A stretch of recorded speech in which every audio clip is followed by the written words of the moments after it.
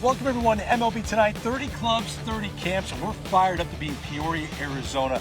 We always look forward to coming to Seattle Mariners Spring Training Camp, this year especially after a tremendous 2025 campaign where they almost made it to the World Series, losing in Game 7 to the Blue Jays in the American League Championship Series. Once again, it's Greg Amsinger during this spring training rendezvous. Welcoming in Yonder Alonso, his first camp of spring. You feeling good? You ready to rock? I feel great. Are you kidding me? The first team I get to do is the Seattle Mariners? Sign me up. Let me tell you, 2 years ago, this team won 85 games. They had to make a managerial switch. They missed out on the postseason. They won 90 games last year, almost squeaked in.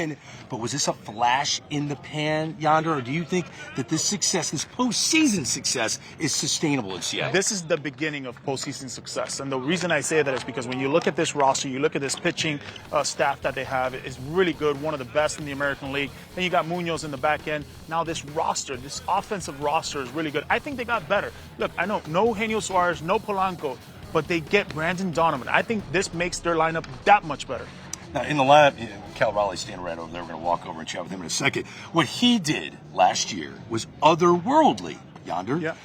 Again, they lost in Game 7 in the ALCS. They barely won their division. Does Cal Raleigh have to have a monster year like he had last year for this team to duplicate what it did? Not as much as what he did, but I think, look, a 35 to 40 home run season is still an elite year in a guy like Cal Raleigh. I think behind the dish, he's going to want to catch 140 games, 150 games, whatever it takes to be out there.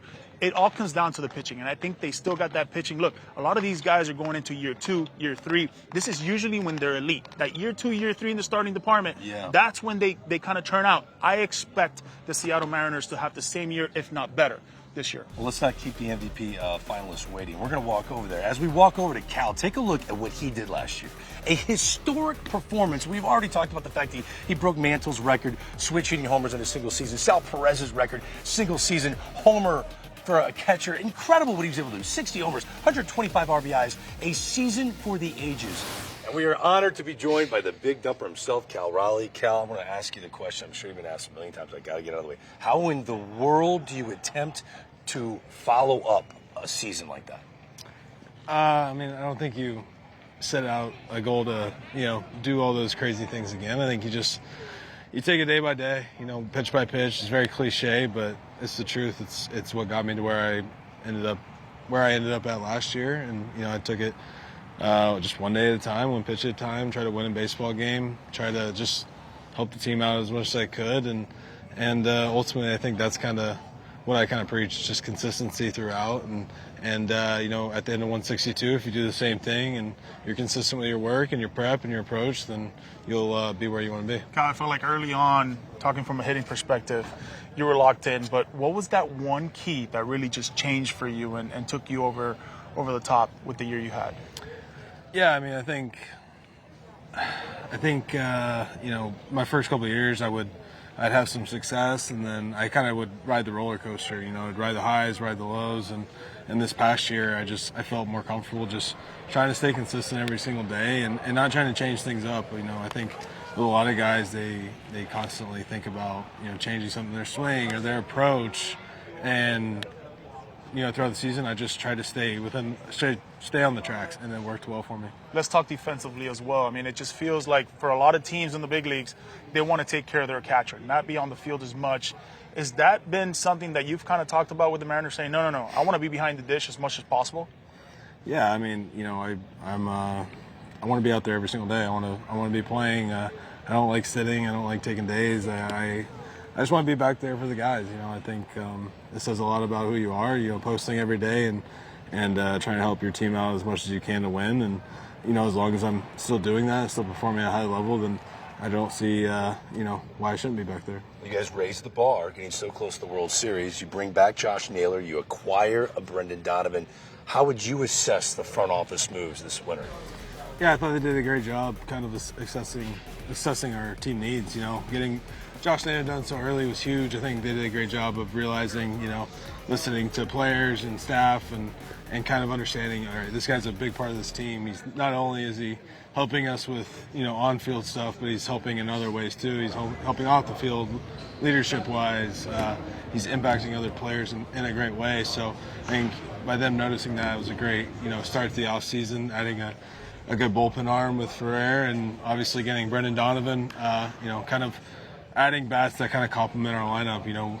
I feel like in the past maybe you've been a little one-dimensional, and now with being able to shift with different types of players and different types of approaches at the plate, I feel like we're going to be much more in a good spot to hit, certain type of pitchers and have different approaches. Yeah, finally, tell me you laid on a beach for 2 weeks after the season ended. No, I didn't really get to do. I got to see my family for the holidays and then chill out a little bit, so that was nice. And had a wedding in Ireland, but that was about it. Yeah.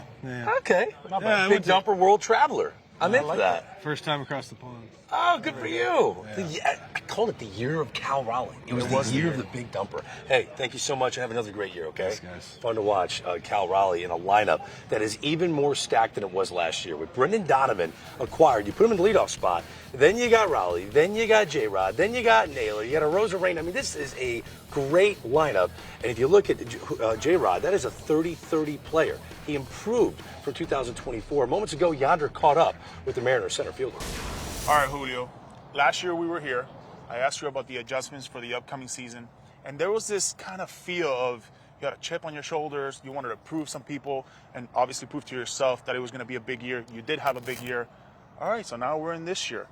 What's the adjustments? What did you learn from last year moving forward to this year? I just felt like last year I learned a lot about myself, as a player, as a person, and I feel like, last year, let's say, I kind of had that chip on my shoulder, and like this year it's kind of more about just being myself and just step on the field, being myself, staying true to who I am, the way I play, the way I learn how to play the game, and just kind of bring that to the field every single day. It feels, I guess this is just from me, that the biggest target that the American League has is through Seattle. I think everybody's going to bring it. Do you guys welcome that? Are you guys looking forward to it? 100%. I feel like this whole team is like full of competitors, and we know what people is going to be expecting from us. We're ready to compete and to bring it against anybody. Honestly.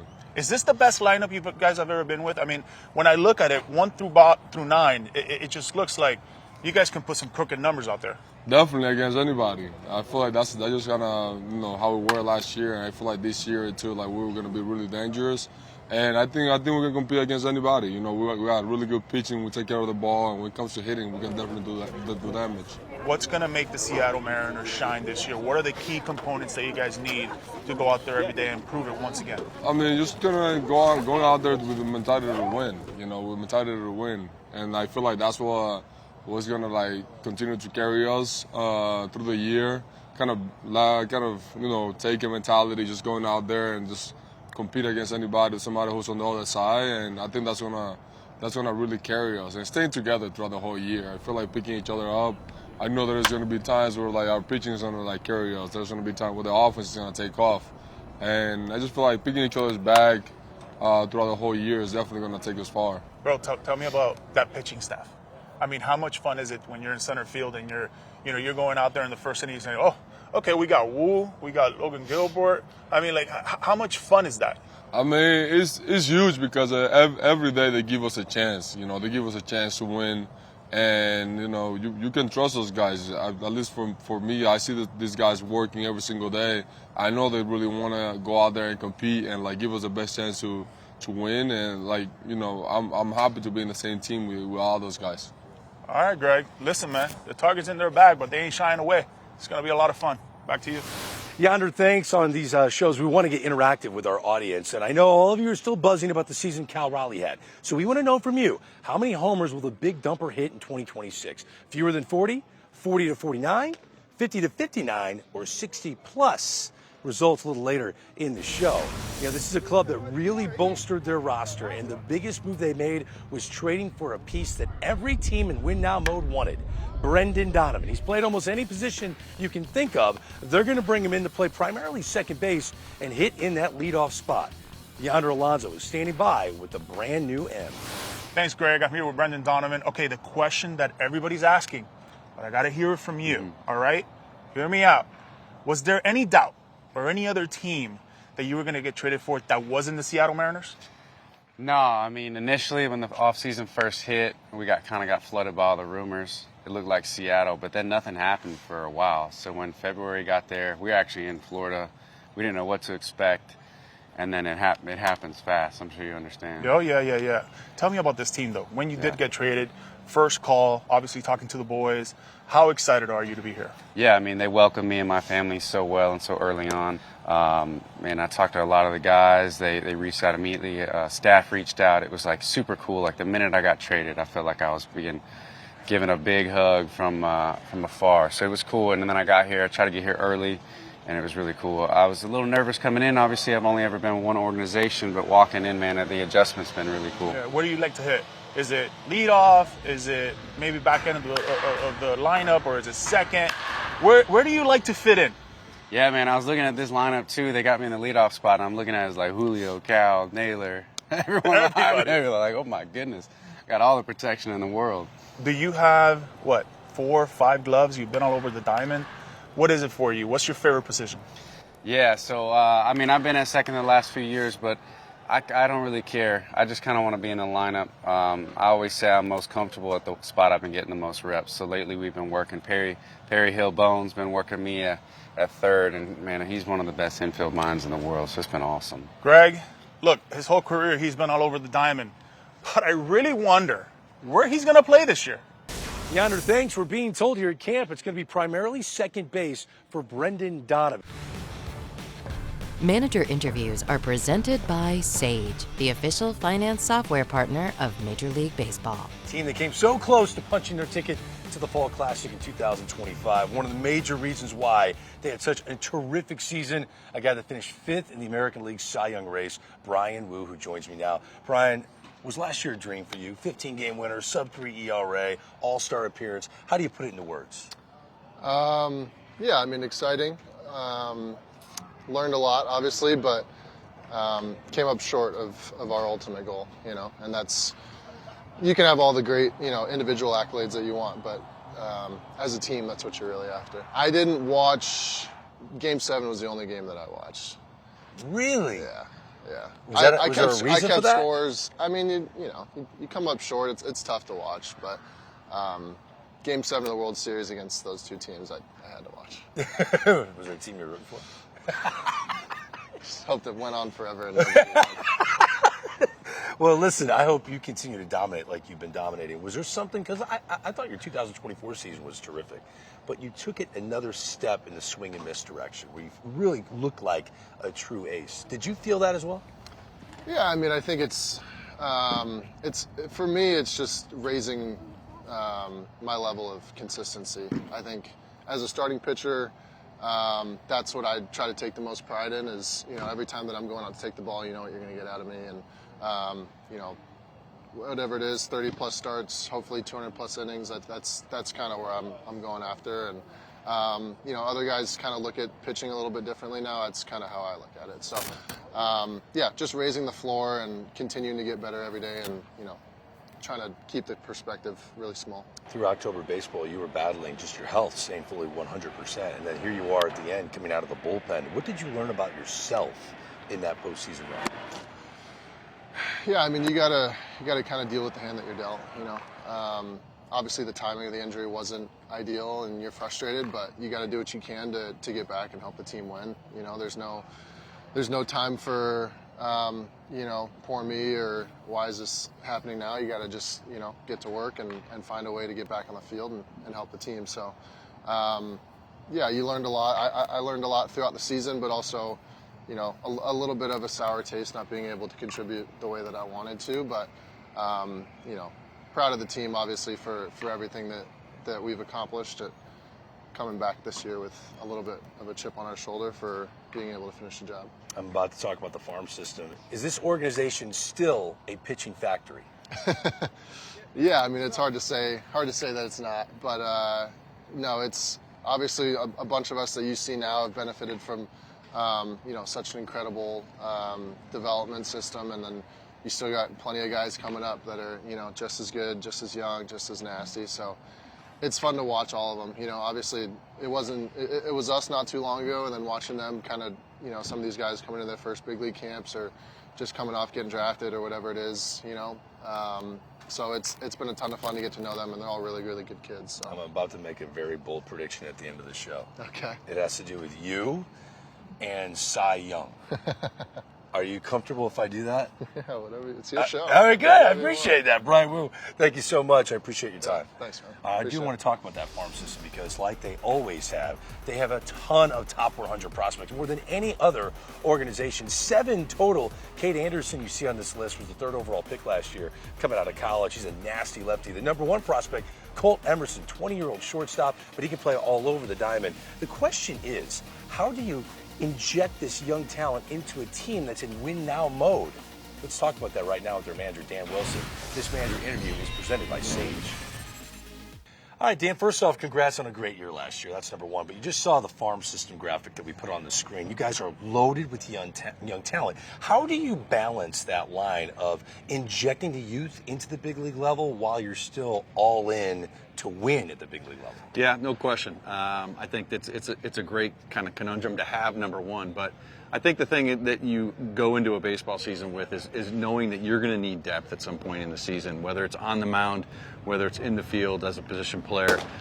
You don't get through a season without something happening. And so to have that depth, to have the young players that we have, is such a nice luxury, and they're going to get a chance down here. They're going to get opportunities to play. We got a big group that's going to WBC, so they're going to have a chance to get out there.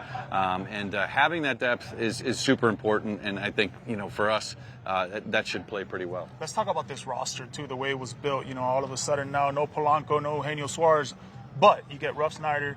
You get a guy like Brandon Donovan. Now all of a sudden, this roster offensively, it just feels like you can go combat against anybody that's on the mound. Yeah, no doubt. Losing Polo was a big blow, definitely. But being able to pick up Ruff Snyder, being able to pick up Brendan Donovan has been huge for us. And these guys are professional hitters. They know how to hit. And I thought Jerry and Justin did such a great job of putting this roster back together. And we've got such a good core. And when you start adding those pieces, it's really exciting as you get down here and get ready for spring training to see the pieces start coming together and the season starting to work. You do media every day, twice a day. Obviously, you're always answering questions throughout the year. But what's that one question that they don't talk to you about or ask you about with this team? Well, I think the thing that really pulled us together last year was this group that's in the clubhouse and how they loved each other, how they played so well with each other, the leadership that's developing in there, and this group really has grown together over the years. And with some of the additions, like we talked about, Russ Snyder, the veteran leadership, getting Naylor at the end of the year last year, more leadership, more intensity, and some of the guys that have been here taking steps forward in that leadership. Those are the things that you can't put a finger on necessarily, but those are the things that are happening in there. It'll take us a long way. You learn a lot when you're in a pressure cooker situation like October baseball. What did you learn about Brian Wu? The fact that he wasn't 100%, gutted it out, was coming out of the bullpen. He's become a star in this game. Yeah, it really has. What an incredible season all around for Brian. Had that injury late, kind of a inconvenient timing. But battled back. He wanted to be part of the postseason, and then got into the postseason and just continued where he left off. And there's an incredible competitor in there, inside the heart, and that's what we saw come alive in the postseason. And again, one of those guys in the clubhouse that has really stepped up and become a leader, and you gotta love to see that. Before we let you go, you walked up to Cal Raleigh first day of camp. You're like, I can pencil you in for 60 bombs again, right? Is that how it went down? Something like that.